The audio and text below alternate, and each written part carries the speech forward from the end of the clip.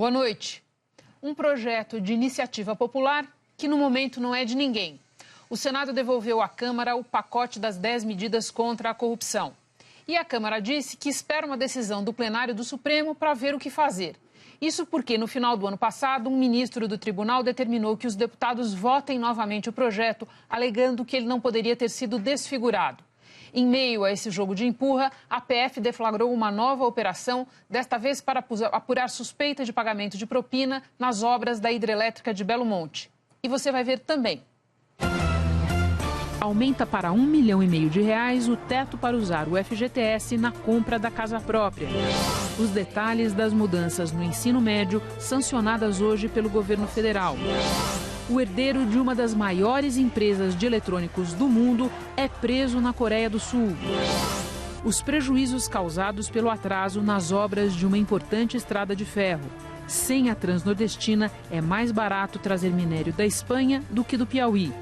É que mesmo depois de atravessar o oceano, o transporte por navio faz com que o gesso chegue aqui com um preço mais baixo. Os gols da noite.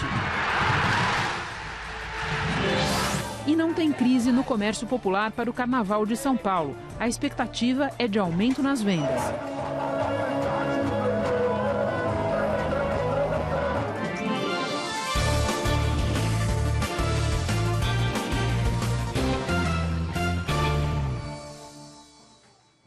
A Polícia Federal cumpriu mandados de busca e apreensão na casa de um dos filhos do senador Edson Lobão e do ex-senador Luiz Otávio, ambos do PMDB. A Operação Leviatã investiga a suspeita de uso de propinas para alimentar o Caixa 2 de partidos durante a construção da hidrelétrica de Belo Monte. Um dos alvos da operação foi Márcio Lobão, filho do senador Edson Lobão. Nos endereços dele e do sogro, no Rio de Janeiro, foram encontrados R$40 mil em moedas estrangeiras e cerca de 1.200 quadros. A polícia também fez buscas na casa do ex-senador Luiz Otávio, em Brasília, onde recolheu documentos e R$135 mil em dinheiro dentro de uma mala. A investigação apura um esquema de corrupção na usina hidrelétrica de Belo Monte, no Pará, que, segundo os investigadores, teria beneficiado integrantes do PT e do PMDB. Mas esta operação, autorizada pelo ministro do Supremo, Luiz Edson Fachin, tem como foco a participação de pessoas ligadas ao PMDB, já que a investigação relacionada ao PT está na Justiça Federal do Paraná, por não envolver pessoas com foro privilegiado. Neste inquérito são investigados senadores da cúpula do PMDB: Edson Lobão, Jader Barbalho, Renan Calheiros, Romero Jucá e Valdir Raupp. Integrantes do PMDB e do PT teriam dividido propinas de 1% do valor inicial da obra de Belo Monte, de cerca de 19 bilhões de reais. A operação se baseia principalmente em depoimentos de ex-executivos da Andrade Gutierrez, como o delator Flávio Barra. Ele contou que Márcio Lobão e o ex-senador Luiz Otávio receberam a propina do PMDB. Disse ainda que, numa reunião, apresentou Márcio Lobão às outras empresas do consórcio vencedor da licitação da usina e explicou que ele seria o intermediário dos valores destinados a Edson Lobão, representante do PMDB.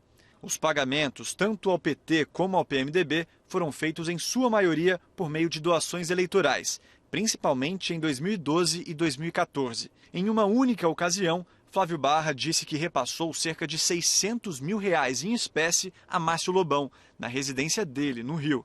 O delator contou também que houve uma troca no esquema de repasse do PMDB em 2013. Edson Lobão disse a ele que o intermediário do recebimento de vantagens indevidas destinadas ao PMDB não seria mais Márcio Lobão, mas sim Luiz Otávio Campos, ex-senador pelo PMDB do Pará. Os pagamentos de propina só teriam sido interrompidos por causa das investigações da Operação Lava Jato. A defesa de Márcio Lobão declarou que ele não cometeu nenhum ilícito e que desconhece as razões que justificariam a medida judicial. O ex-senador Luiz Otávio afirmou que ficou surpreso com as apreensões em suas casas e declarou que não cometeu irregularidade. A defesa de Edson Lobão afirmou que a delação de Flávio Barra não tem nenhum indício a não ser a palavra do delator e negou que ele ou o filho dele receberam vantagem indevida. Os senadores Renan Calheiros, Romero Jucá, Valdir Raupp e Jader Barbalho também negaram as acusações. O PMDB declarou que apoia as investigações e vê como positiva qualquer medida do Supremo Tribunal Federal que acelere a conclusão dos processos. O Partido dos Trabalhadores afirmou que todas as doações recebidas pelo PT são legais e foram declaradas à Justiça. Na esteira da Lava Jato, o Ministério Público patrocinou, todo mundo vai lembrar, um conjunto de medidas contra a corrupção. Um projeto de iniciativa popular que agora ninguém sabe que fim vai levar. Se tem alguém que pode ajudar a gente a entender essa história, é a Giovana Teles. A gente vai a Brasília conversar com ela agora. Giovana, boa noite. O que aconteceu hoje é o capítulo de uma novela que começou no final do ano passado, quando o ministro do Supremo não concordou com o que a Câmara havia feito com esse pacote. O pacote já estava lá no Senado, por causa disso o Senado devolveu para a Câmara. E agora como é que faz? A Câmara diz que não sabe o que fazer também? Boa noite, Renata. Boa noite a todos. É mais ou menos isso mesmo, viu? O projeto era para ter voltado para a Câmara ainda no ano passado, em dezembro, logo depois da liminar do ministro Luiz Fux. Como o pacote anticorrupção foi desfigurado na Câmara, o ministro determinou que a tramitação recomeçasse do zero na Câmara dos Deputados. Renan Calheiros era o presidente do Senado na época, não mandou o projeto de volta. Agora, o presidente atual, Eunício Oliveira, fez isso. E aí foi a vez do presidente da Câmara, Rodrigo Maia, ficar assim meio indócil. Diz que não sabe o que fazer, que se for para começar do zero, tem que fazer até a conferência das assinaturas. E ele me disse que a Câmara não é cartório e que seria uma sinalização ruim falar em criar novas despesas num momento de crise. Rodrigo Maia falou também que espera que o ministro Fux reconsidere a decisão e que vai esperar pelo julgamento no plenário do STF. Acho que é uma decisão, nós estamos esperando com toda a calma, não vamos fazer nenhuma crítica à decisão do ministro Fux, mas eu acredito que a melhor solução é que o plenário decida. Eu acho que foi uma decisão que de alguma forma interfere no Poder Legislativo. Nós entendemos que uma liminar não poderia ter avançado numa prerrogativa de legislar a matéria que é nossa, de manter texto, de mudar texto, de rejeitar textos, essa é uma decisão da Casa, mas nós não vamos desrespeitar uma decisão da Justiça. O ministro Luiz Fux respondeu em uma nota. Ele escreve que a lei de iniciativa popular é uma das medidas de participação democrática da sociedade, que extinguir seu processamento é ilegal e que isso revela desprezo pela sociedade por parte da Casa Legislativa, que detém o poder de representar a vontade do povo. Escreve também que criar embaraço burocrático para não utilizar um instrumento constitucional é dar as costas para o povo. Segundo ele, o regimento interno da Câmara é claro em relação ao andamento de projetos de iniciativa popular.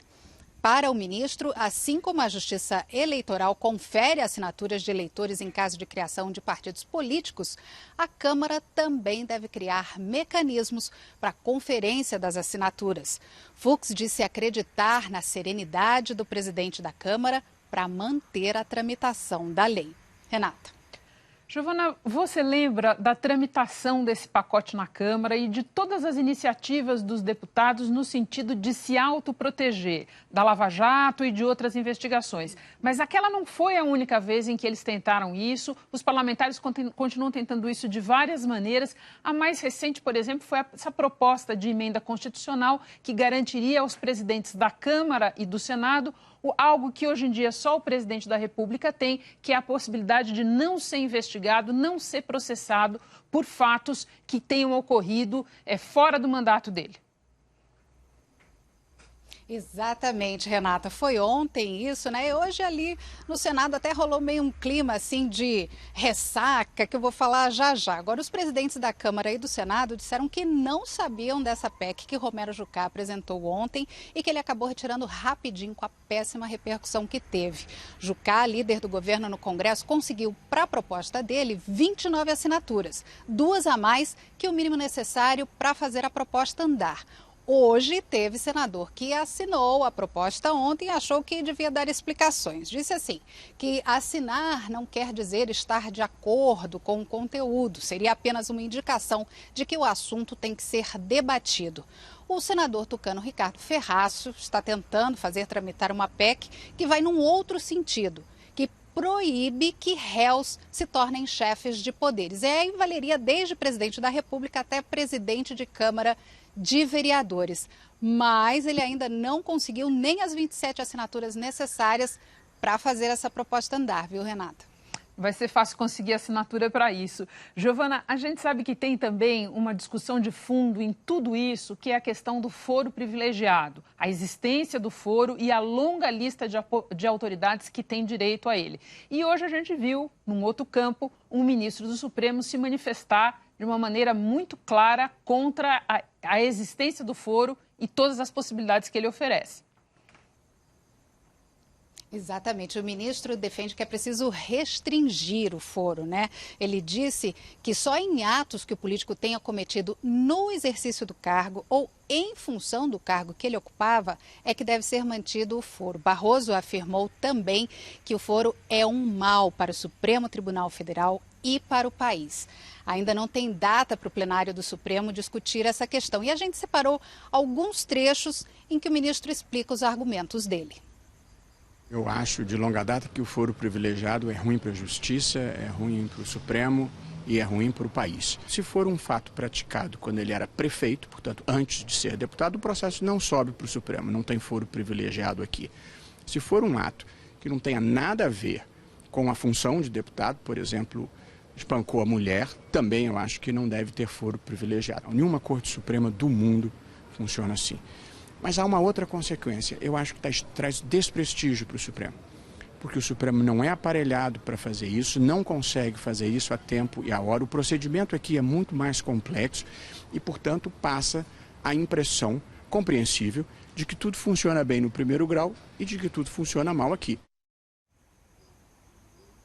Para a gente lembrar, Renata, a Comissão de Constituição e Justiça do Senado já aprovou um parecer favorável a uma PEC que acaba com o foro privilegiado em casos de crime comum. Entra aí corrupção, roubo, por exemplo. Essa proposta está pronta para ser incluída nas votações do plenário, mas até agora não teve nenhuma movimentação para isso. Renata. Obrigada pelas informações, Giovana. A gente viu aí o que fizeram e o que estão planejando vários dos atores envolvidos na história da Lava Jato. Vimos os políticos, vimos os ministros do Supremo Tribunal Federal. Tem um ator muito importante também, que é o Ministério Público e que hoje teve ali, não está parado não. Hoje foi firmado em Brasília um acordo de procuradores gerais do Brasil e de outros 10 países, todos conduzindo investigações relacionadas ao Odebrecht no âmbito da Lava Jato. Eles vão criar equipes transnacionais que vão trabalhar juntas nessa investigação. A gente certamente pode esperar resultado disso. Ainda hoje, no Jornal da Globo, as mudanças no ensino médio, como é que vai ficar depois da sanção? A gente vai falar também dos gols da noite, numa noite que teve vitória do Palmeiras. E vamos falar também da expectativa do comércio paulistano para as vendas nesse carnaval. Já no próximo bloco, produtores rurais do Paraná recebem renda extra de quase 340 milhões de reais.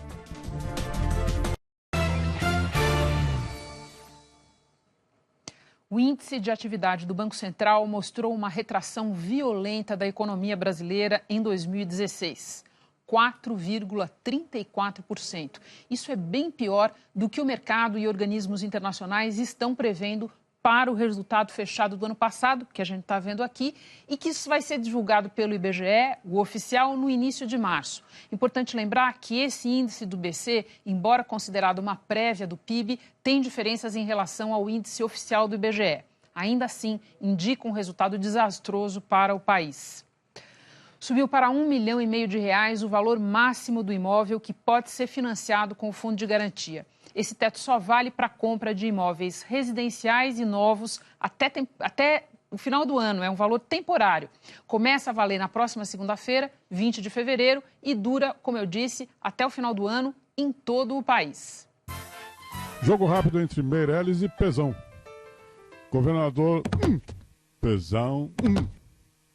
Nós vamos liberar os recursos, mas daqui a pouco. Então, daqui a pouco a gente volta. No noroeste do Paraná, agricultores começam a receber os lucros obtidos pelo setor no ano passado. O dinheiro distribuído pelas cooperativas volta para o campo, além de movimentar o comércio da região.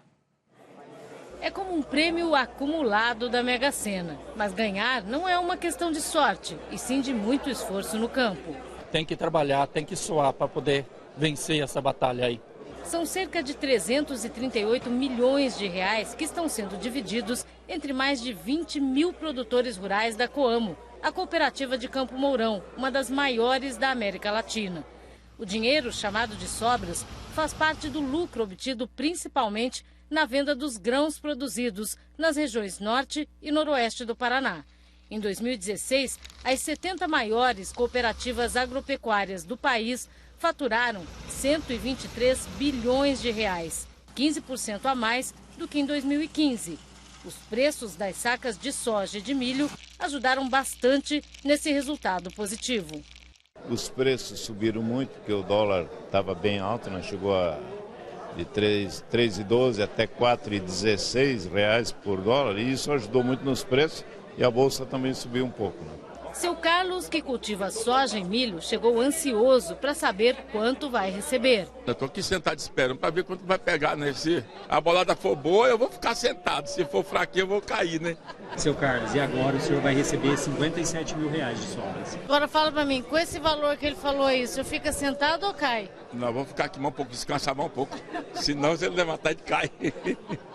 O valor é calculado com base na produção de cada um. Quem produz mais, recebe mais. Os cheques variam de R$1.000 até 4 milhões. Embora a maioria dos agricultores faça investimentos no próprio campo, sempre sobra para o comércio. Nessa época, o dinheiro que os produtores rurais recebem é o que mais movimenta a economia, não só de Campo Mourão, mas de toda a região. Com isso, ganha eles e ganha nós também, que precisamos vender, então tá tudo de bom.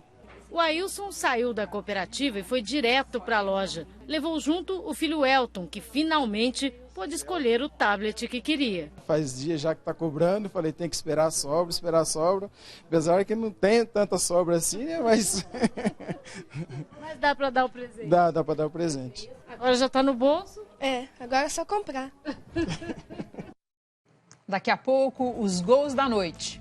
E a seguir, as mudanças no ensino médio sancionadas hoje pelo governo federal.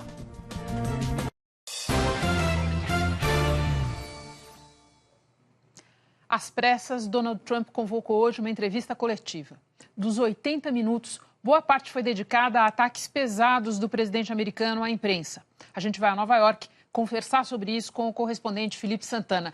Felipe, boa noite. No meio dessa artilharia toda, sobraram pelo menos 2 anúncios de Donald Trump.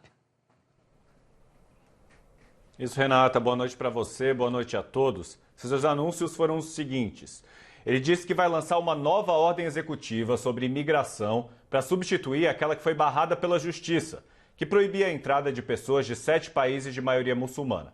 E anunciou também o novo secretário do Trabalho, depois que o indicado anteriormente não conseguiu o apoio do Congresso. E os anúncios ficaram por aí. O que veio depois foi uma mistura de ataques ao governo anterior e à imprensa. O Trump quer ouvir só elogios, Renata. Poderia ser até cômico se viesse de uma celebridade em busca de aprovação, mas agora ele é presidente e isso pode se configurar em ameaça à democracia. Afinal, é só numa ditadura que a imprensa publica apenas reportagens favoráveis ao governo. E isso é importante para ele. Eu entrevistei recentemente o biógrafo do Trump, que contou que a única leitura dele, pelo menos antes de ser presidente, eram as páginas dos jornais que continham o nome Donald Trump. Mas ele frequentava a coluna de celebridades. Hoje, ele se obriga a ler outras páginas dos jornais e diz que vê o caos. Culpa a imprensa. Só que só no último mês, decretos foram barrados na justiça, teve gente que caiu do governo, teve muita confusão na política externa. E aí, por focar nisso, ele chama a imprensa de desonesta. E hoje, subiu o tom. Falou que essa confusão toda foi herança do governo Obama. Reclamou que os jornais inventam notícias falsas contra o governo e mandou os repórteres ficarem quietos. Basicamente, ele age como se a imprensa só atrapalhasse os seus planos. Principalmente os jornais de Washington, Nova York e Los Angeles. Ele disse hoje que os grandes jornais servem a interesses dos poderosos e não ouvem o povo do interior do país e que foi esse pessoal quem o elegeu. Ele disse que o principal objetivo dele agora é unir o país em torno dele. E garantiu que nunca um presidente fez tanto em tão pouco tempo e prometeu que vem muito mais por aí. Agora resta saber se isso é uma boa ou uma má notícia, Renata. Felipe, obrigada. Vamos esperar para ver qual vai ser o susto de amanhã, porque todo dia tem um. Essa é para quem se impressiona com alguns dos encarcerados da Lava Jato. Na Coreia do Sul, foi preso o herdeiro de uma das maiores empresas de eletrônicos do mundo. Lee Jae-yong, vice-presidente da Samsung, é acusado de pagar propina no escândalo de corrupção que abalou o país e que levou ao impeachment da presidente Park Geun-hye. Investigadores dizem que o empresário doou quase 40 milhões de dólares a fundações de uma amiga e confidente da presidente, em troca de favores do governo. A empresa e a presidente afastada negam as acusações. A Samsung é o maior conglomerado empresarial da Coreia do Sul, respondendo por quase 20% do PIB do país. O presidente Michel Temer sancionou hoje a reforma do ensino médio. A partir de 2019, a carga horária deve aumentar e o aluno poderá escolher algumas matérias. Educadores avaliam que o maior desafio da reforma do ensino médio começa agora. Agora que a gente realmente vai conseguir ver se essa ideia, que é uma ideia positiva, vai resultar em melhoria da qualidade da educação para o ensino médio brasileiro. Pela reforma, as disciplinas obrigatórias ocuparão 60% da grade curricular. Matemática, português e inglês estão nessa lista. Filosofia, sociologia, artes e educação física também. Mas estas vão entrar no currículo como conteúdos. Nesse caso, podem estar inseridas em outras disciplinas, como, por exemplo, filosofia e história. Os outros 40% da grade serão definidos pelas redes de ensino junto com as escolas, com matérias em pelo menos uma dessas 5 áreas: linguagens, ciências da natureza, ciências humanas e sociais, formação técnica e profissional e matemática. Com as mudanças, a carga horária do ensino médio vai passar das atuais 800 para pelo menos 1.000 horas por ano. As escolas terão 5 anos para cumprir isso. O relator da reforma no Senado afirma que as mudanças representam um avanço. O governo federal está priorizando as escolas com menor IDH e menor nota no IDEB. Isso significa também uma política social. Vai permitir que as escolas possam oferecer melhores condições do que estão oferecendo atualmente. O ministro Mendonça Filho disse que a reforma foi pensada para que o estudante do ensino médio tenha mais chances de decidir o futuro dele. Não faz sentido, por exemplo, um estudante que gosta muito de humanas e se identifica muito nas áreas das ciências humanas, ele ter o mesmo tipo de conhecimento e de aprendizado de física daquele que vai cursar engenharia. A reforma deve começar a valer em 2019. Até o fim deste ano, deverá ser definida a base curricular, que será comum a todos os alunos. Matérias como biologia, física e química farão parte dela.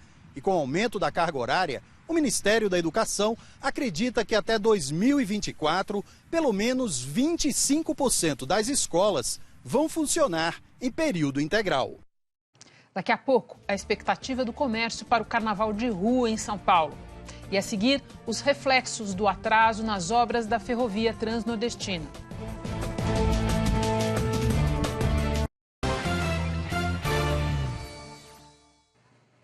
O Jornal da Globo viajou pelos caminhos inacabados da Transnordestina, mais de 1.700 quilômetros de uma ferrovia concebida para levar a produção brasileira aos portos de Pecém, no Ceará, e Suape, em Pernambuco. Por carências de infraestrutura, fica mais barato importar da China do que transportar o que é feito aqui. A reportagem é de Bruno Gruber e Eduardo Ricken. A imensa clareira foi aberta no Cerrado do Piauí para abrigar grandes armazéns de grãos e outros produtos que seguiriam daqui para o mundo pelos trilhos da Transnordestina. Mas o projeto parou junto com a obra da ferrovia. O Porto Seco de Eliseu Martins ajudaria no escoamento da produção agrícola do Mato Piba. A região entre os estados do Maranhão, Tocantins, Piauí e Bahia já responde por 10% da produção brasileira de grãos. Só no Piauí, 12 cidades colhem 2.800.000 toneladas de soja e milho por ano. A região ainda tem terras com capacidade para mais que dobrar essa produção, mas quem planta aqui esbarra na logística. Sementes, adubos e maquinários agrícolas só chegam ao sudoeste do Piauí pelas rodovias. O que é plantado aqui também sai por elas. E as estradas têm limitações, quase não têm qualidade. Muitas ainda não têm nem asfalto. Isso reduz a competitividade dos produtores. Investir aqui ainda é arriscado. Para chegar ao terminal de cargas mais próximo das lavouras, o Tegrã, no Maranhão, a produção do Piauí viaja quase 800 quilômetros em caminhões. O transporte fica caro e os produtores calculam que pelo menos 2% dos grãos caem pelo caminho. Cada carga que sai da fazenda, a gente fica assim rezando para que tudo dê certo. E por outro lado, o risco, tombamento de caminhão ou quebra na estrada, a produção fica 1 mês, 2 meses em cima do caminhão até chegar no Tegrã. Então, realmente, os nossos custos, além de todo rodoviário com o custo mais alto, a gente tem esse problema de perda também, onde soma um bocado de custo a mais. A ferrovia poderia levar a produção para mais 2 portos importantes, Pecém, no Ceará, e Suape, em Pernambuco. O objetivo da Transnordestina é claro aqui para a gente. Ele vai elevar a competitividade do setor agrícola, do setor mineral do estado. O transporte de insumos vai ficar mais ágil, o transporte do grão. Já no sertão de Pernambuco, onde a produção de gesso move a economia, a esperança é a mesma. Aqui estão 90% das minas brasileiras de gipsita, matéria-prima mineral do gesso. É muito buraco, né? Paga pedágio pra nada, né? Você paga o pedágio de carro, pode estar passando em cima de buraco, aí é complicado. Enquanto a tonelada do gesso mais barato é vendida por R$ 22,00, o frete da mesma quantidade custa até R$ 150. A conta é essa mesmo. O transporte é até 5 vezes mais caro que o produto. Não ter outra alternativa de transporte faz com que o polo do gesso de Araripina fique ainda mais distante dos grandes centros consumidores. Já tem empresas do sudeste brasileiro que estão preferindo comprar o produto de países da Europa, como a Espanha, por exemplo. É que mesmo depois de atravessar o oceano, o transporte por navio faz com que o gesso chegue aqui com um preço mais baixo. A promessa da ferrovia ainda nos representa uma incógnita. No passado, ela se colocava como a esperança de aproximar a gente dos mercados. Hoje, a gente não tem o conhecimento do que é que vai ser o funcionamento da ferrovia e o que é que ela vai trazer realmente de esperança para que a gente consiga alcançar destinos mais longe, A Transnordestina Logística diz que os valores da obra aumentaram porque o projeto teve que ser refeito no meio do caminho.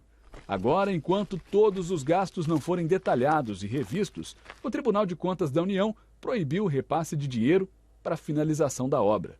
Diante do cenário de abandono, ainda deve demorar para que a ferrovia traga desenvolvimento para o Nordeste. Segundo o Ministério dos Transportes, a Transnordestina é uma obra a ser priorizada pelo governo federal, que dispõe de R$ 1,4 bilhão para a ferrovia. O restante virá de contratos, fundos de investimento e da concessionária responsável, a Transnordestina Logística S.A. Para o Ministério, a retomada das obras depende de novos aportes de recursos, atualmente suspensos, como a gente viu na reportagem, pelo Tribunal de Contas da União. A quinta-feira de futebol teve jogos pela Copa da Primeira Liga, Copa do Brasil e Campeonato Paulista. Em São Paulo, o Palmeiras recebeu o São Bernardo pelo Campeonato Paulista e não foi um jogo tranquilo para os mais de 23 mil torcedores que vieram à Arena Palmeirense. Tanto que no primeiro tempo, o destaque do jogo acabou sendo o goleiro Fernando Braz, que fez pelo menos 2 grandes defesas. No segundo tempo, o técnico palmeirense Eduardo Batista resolveu mudar o time, mas quem fez a diferença foi um jogador que já estava em campo. Dudu, ele marcou o primeiro gol. E logo em seguida sofreu pênalti, convertido por Jean. 2-0 Palmeiras, para alívio e alegria da torcida palmeirense. Pela Copa do Brasil, duelo entre nordestinos em Aracaju. O Bahia venceu o Sergipe por 2-0 e garantiu a classificação. Os gols foram marcados no segundo tempo. Regis abriu o placar no Batistão. Diego Rosa fez o segundo. E Hernani Brocador desperdiçou um pênalti no finalzinho. Na próxima fase, o Bahia enfrenta o Paraná na Copa do Brasil. Pela Copa da Primeira Liga, o Flamengo poupou a maioria dos titulares e, mesmo assim, venceu o América Mineiro no estádio Bezerrão, no Distrito Federal. O gol dos cariocas saiu aos 10 minutos de jogo. Depois do passe de Leandro Damião, o colombiano Berrio avançou pela direita e cruzou o rasteiro para Gabriel completar. O América ficou com um homem a menos desde o início do segundo tempo. O meia Gerson Magrão levou o segundo cartão amarelo e foi expulso pela entrada dura em Rodinei. Depois disso, o Flamengo pressionou, mas não conseguiu aumentar o placar. O jogo ficou no 1-0 e o resultado garantiu o clube carioca nas quartas de final do campeonato. Não perca no próximo bloco, Carnaval sem crise no comércio popular de São Paulo.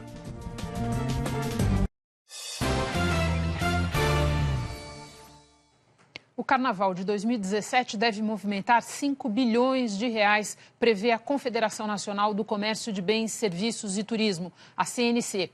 Ainda é um carnaval da crise, uma queda real de quase 6% em relação ao ano passado. Mas o comércio paulistano vê motivos para otimismo. A região de compras da 25 de março dança conforme a música.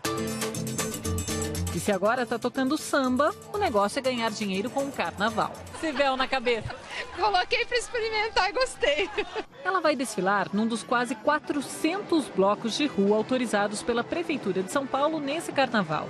É tanto bloco que até quem nunca foi em um tá querendo experimentar. Eu vou a primeira vez para ver como que é. Pra que é esse chapéu? Pro bloco Casa Comigo. Dá pra arrumar casamento no bloco? Não. Quem também tá pulando de alegria é o Pierre, dono da loja. Tá maravilhoso, muito bom, graças a Deus. A União dos Lojistas da região da 25 de março estima que as vendas vão aumentar em média 6% nesse ano, em comparação com o ano passado. A gente tem percebido um aumento até de turistas do interior de São Paulo, vindo para São Paulo, para ficar aqui, para participar dos blocos. Se arrumar para brincar o carnaval no bloco também sai bem mais em conta do que comprar uma fantasia para a avenida. Por exemplo, aqui nessa loja da 25, com R$50, dá para levar meio quilo de glitter, um rolo desse aqui com 50 metros de lantejola, dá para customizar uns 10 abadás pelo menos, um enfeite de cabelo e uma cartelinha dessa aqui com pérolas adesivas para colocar na roupa ou até mesmo no corpo. Agora, com os mesmos R$50, você compra uma pena de fazão, que a gente vê muito nas roupas das rainhas de bateria. Só que tem um detalhe, elas não usam menos de 300 dessas daqui. Mas, juntando sambódromo e carnaval de rua, São Paulo se tornou um dos principais destinos turísticos para o carnaval no Brasil. Segundo a Prefeitura, um levantamento feito com base nas atividades econômicas que a festa envolve, mostra que o giro financeiro no estado deve chegar a R$1,5 bilhão de reais. Esse número só é menor do que o do Rio de Janeiro. Os hotéis já estão se preparando para ficar com uma parte desse dinheiro. A estimativa é que a taxa de ocupação supere os 60% do ano passado. Esse hostel no bairro boêmio da Vila Madalena já está lotado. A dona ficou surpresa, diz que isso nunca aconteceu. E acha que os preços em São Paulo nessa época também atraem. É uma festa que não tem o valor de um destino já tradicional, Rio de Janeiro, Bahia, que aí os hotéis já trabalham com outras tarifas. São Paulo ainda continua trabalhando com tarifa da baixa temporada, numa temporada que virou alta e a gente acabou de perceber. São Paulo foi a escolha dessa turista holandesa. Ela conversou com os amigos brasileiros e chegou à conclusão que valia mais a pena ficar por aqui. Carnaval é incrível em qualquer lugar, diz. Mas São Paulo também ganhou um tipo diferente de turista nos últimos anos. O próprio paulistano. Agora, gente como a Laiana vai ficar por aqui para ver o que é que os paulistas têm. Esse ano, vamos ver como que é aqui. Eu fui semana passada e gostei muito. O Jornal da Globo fica por aqui. Outras notícias no Hora 1. Você vê agora a série Lendas do Amanhã. Uma boa noite e até amanhã.